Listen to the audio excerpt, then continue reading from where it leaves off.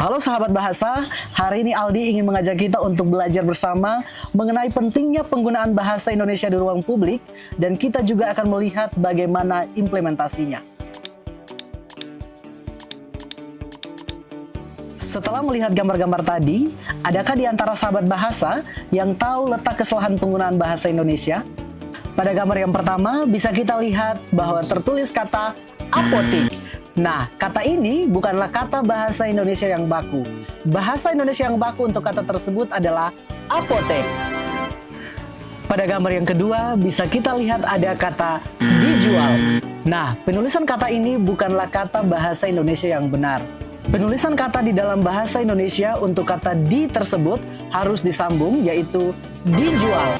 Kata jual bukanlah nama tempat sehingga tidak perlu dipisahkan penulisannya dari awalan di. Pada gambar yang ketiga, bisa kita lihat ada kata ni. Nah, kata ini bukanlah kata bahasa Indonesia yang benar.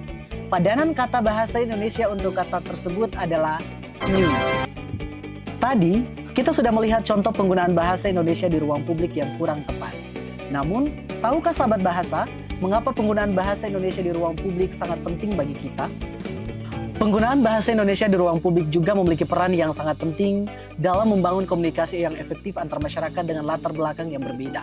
Dalam situasi ketika beragam latar belakang etnis bertemu, bahasa Indonesia menjadi alat komunikasi yang netral dan dapat dimengerti oleh semua pihak.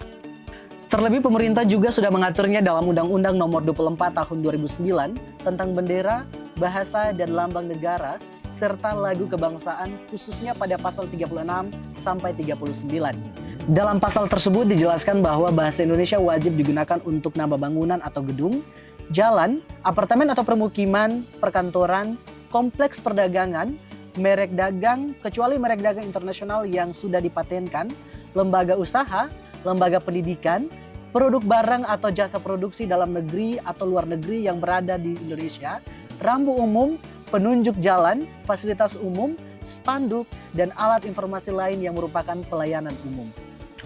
Namun, dalam realitasnya masih kerap dijumpai penggunaan bahasa Indonesia yang kurang tepat di ruang publik. Beberapa di antaranya seperti penggunaan bahasa asing untuk penamaan gedung, penunjuk jalan, dan fasilitas umum.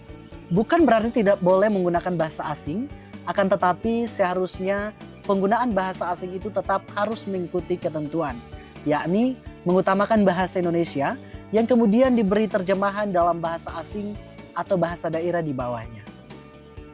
Hal itu tentu dimaksudkan agar memudahkan seluruh masyarakat Indonesia dari berbagai wilayah untuk mengerti dan memahami penamaan-penamaan tempat, bangunan, fasilitas umum atau penunjuk arah tersebut. Oleh karena itu, sudah sepatutnya penggunaan bahasa Indonesia di ruang publik diperhatikan baik oleh masyarakat ataupun pemerintah. Nah, itu dia penjelasan mengenai pentingnya penggunaan bahasa Indonesia di ruang publik. Sahabat bahasa, jangan lupa untuk terus mengutamakan bahasa Indonesia dimanapun kita berada. Terima kasih dan sampai jumpa.